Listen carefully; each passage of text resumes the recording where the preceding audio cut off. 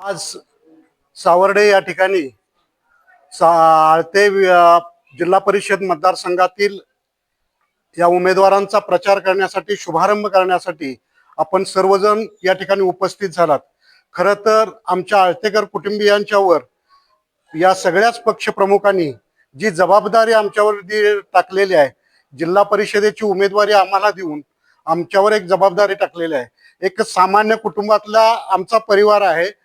मी शिक्षक असताना रिटायर झालो आणि रिटायर झाल्यानंतर खरं तर समाजकारणामध्ये भाग घ्यायच्या या उद्दिष्टानं, राजकारणामध्ये सहभागी व्हायची या दृष्टिकोनातनं हा सगळा उहापोह या ठिकाणी केलेला आहे।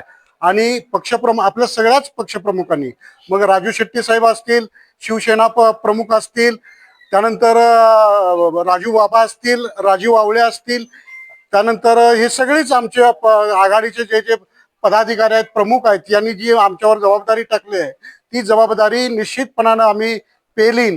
तुमच्या विश्वासाला पात्र राहण्याचा आम्ही प्रयत्न करीन।